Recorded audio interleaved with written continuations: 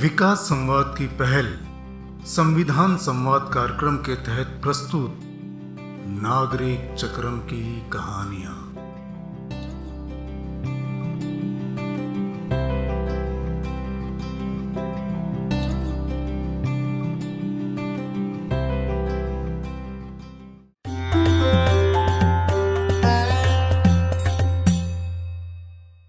पेड़ पौधों और इंसानी समाज में अनेक समानताएं होती हैं। दोनों के लंबे और टिकाऊ जीवन के लिए अगर कुछ जरूरी है तो वो है पारस्परिकता और भरोसा।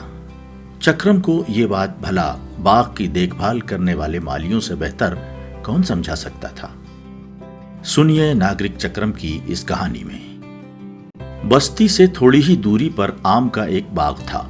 ये बाग पंचायत ने करीब 30 वर्ष पहले लगाया था।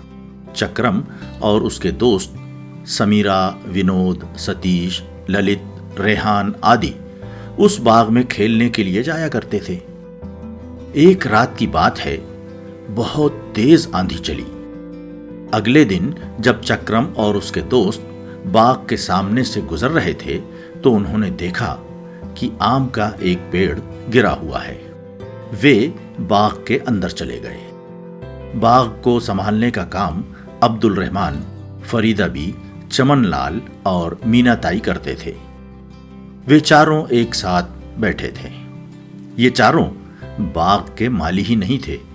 उनका हर पेड़ से ऐसा रिश्ता था जो माँ बाप का अपने बच्चों से होता है। बच्चे उनके पास गए और पूछा, अब्दुल चाचा वो पेड़ क्यों गिर गया और वो पेड़ इतना उदास सा क्यों लगता था? उसमें तो फल भी बहुत कम लगते थे। देखो बीच में खोखला भी हो गया था। चक्रम ने थोड़ी दूर गिरे हुए पेड़ की तरफ इशारा करके बताया। इस पेड़ पर तो लाल चींटियां और चींटे भी नहीं होते थे। बाकी पेड़ों पर तो हैं। रेहान ने अपनी बात जोड़ी। थोड़ी देर रुककर फरीदा बी ने कहा, उस पेड़ के साथ ये सब कुछ इसलिए हुआ क्योंकि वो अपने आप से ही लड़ रहा था।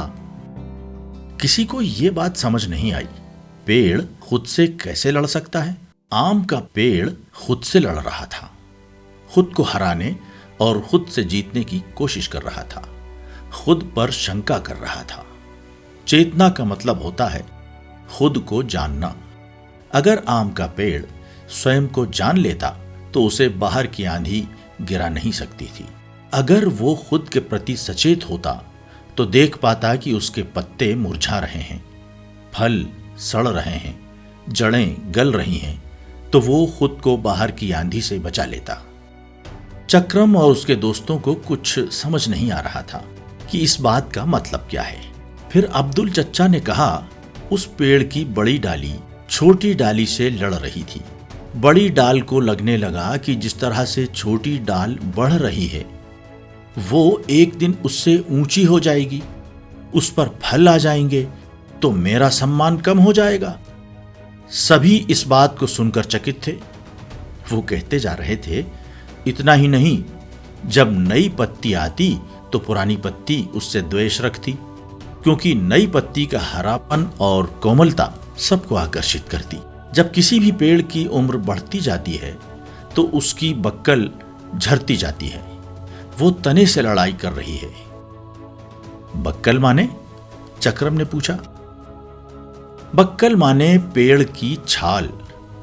उस पेड़ की छाल इस बात को लेकर गुस्सा है कि तना खुद तो बना रहता है लेकिन उसका साथ छोड़ देता है। मीना ताई ने भारी आवाज में कहा। और तो और उस पेड़ में जो थोड़े बहुत आम फलते भी उनके भीतर भी युद्ध चलता रहता। आम के गूदे, आम के छिलके और आम की गुठली के बीच युद्ध। गुठली को लगता ये फल बनता तो मुझसे है लेकिन मेरा स्वाद तीता होता है और गूदे का मीठा। छिलके को लगता कि मैं इन्हें संभाल कर रखता हूं लेकिन मुझे तो छील के फेंक दिया जाता है। जब बोर आते हैं तब कोई उनकी तरफ ध्यान नहीं देता और बोर उपेक्षा से मुरझाकर या हल्की सी हवा से झड़ जाते हैं। चमन काका ने कहा। तने और जड़ों में भी तनातनी रही। जड़ों को लगता कि ये पेड़ टिका तो मुझ पे है, मैं तो मिट्टी में ही दबी रहती हूं और मुझे कोई देख भी नहीं पाता है, उन्होंने आगे कहा। उस पेड़ के अंगों की यह समझ टूट गई थी कि जड़ों, छाल, गुठली, आम के छिलके, पत्तों, डालियों से मिलकर एक शरीर और एक पेड़ बनता है। ये सब एक दूसरे से जुड़े हुए हैं। इनमें से अकेले का कोई अस्तित्व नहीं है, इनका अस्तित्व एक साथ है। बस यही चेतना कहीं खो गई और पेड़ पहले फलों से विहीन हुआ और फिर एक दिन बाहर की आंधी से गिर गया। इसके हर हिस्से का अपना अस्तित्व है, अपनी भूमिका है, अपनी अपनी भूमिका है। लेकिन जब वे अपने आप को भावनात्मक रूप से दूसरे अंगों से अलग कर लेते हैं, तब पूरा शरीर मरने लगता है।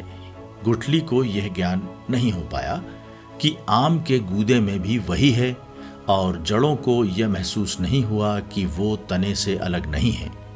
मीना ताई ने मानो एक उदास कविता सी कही। इतना कहकर सभी मौन हो गए, मानो पेड़ के गिरने का शोक मना रहे हों।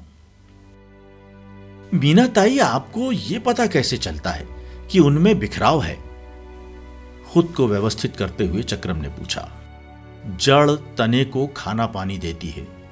उसने द्वेष में तने को खाना पानी देना बंद कर दिया। टहनियां आम के छिलके को संरक्षण देती हैं, जिससे वो बीमारी से बचा रहता है। देखो, छिलकों में छेद ही छेद हैं। जो थोड़ा बहुत पानी पोषण आ रहा है वो पूरा बड़ी डाल छीन ले रही है और छोटी डाल झटक गई है, मीना ताई ने उत्तर दिया। इस बीच चक्रम सोच रहा था कि इंसान भी तो आम के पेड़ जैसा ही होता है। क्या हम अपने शरीर के सभी अंगों के बारे में सोचते हैं, उनका ख्याल रखते हैं, उनके प्रति कृतज्ञ होते हैं? वो कल्पना कर रहा था कि अगर हमारे शरीर के भीतरी अंग एक दूसरे से लड़ने लगें तो क्या होगा।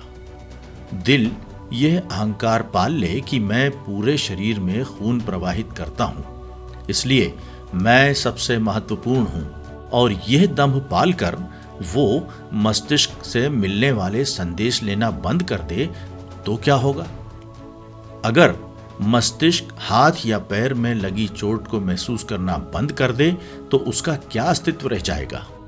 जब पेड़ के भीतर यह आपसी युद्ध चल रहा था तो पत्तियां गलने लगीं, टहनियां सड़ने लगीं, आम के बौर केरी नहीं बन पाए और शायद लाल चींटियों और चींटों को भी यह अच्छा नहीं लगा। यह चींटे जब काटते हैं तब बहुत दर्द होता है, लेकिन सच तो यह है कि ये चींटे और चींटियां आम के पेड़ की कई कीटों से सुरक्षा भी करते हैं। चमन काका ने विज्ञान की बात कही। फरीदा भी ने पेड़ों के समूह के बीच रहते हुए अनुभूतियां इकट्ठा की हैं। उन्हीं के आधार पर वो बोली, पेड़ के भीतर एक पूरा समाज होता है, उसके अंग वो समाज बनाते हैं, और पेड़ के बाहर एक दूसरा समाज होता है जिसे कई पेड़ मिलकर बनाते हैं। समाज की पहचान और उसके प्रति संवेदना का विकास जीवन का सूत्र होता है। चक्रम ने खुद से कहा, हमारे भीतर भी तो एक पूरा समाज होता है। अंग होते हैं, विचार होते हैं, लक्ष्य होते हैं, कोशिका तंत्र होता है, निर्देश और एहसास होते हैं, दृष्टि होती है, और हमारे बाहर भी एक समाज होता है। कई लोग, कई समुदाय, कई संस्कृतियां, कई भाषाएं, कई विचार, विविध लक्ष्य और जीवन की विविध व्याख्याएं। भीतर और बाहर परस्परता के बिना कुछ भी संभव नहीं। दृष्टि भाव और भावनाएं असत्य नहीं हैं, ये कल्पनाएं नहीं हैं। भीतर से ही बाहर का निर्माण होता है। परस्परता भी एक तरह की साधना होती है। बाहर तो अपने आप सधने लगती है, चमन काका ने कहा, और उस पेड़ की तरफ चल दिए जो कमजोर हो रहा था।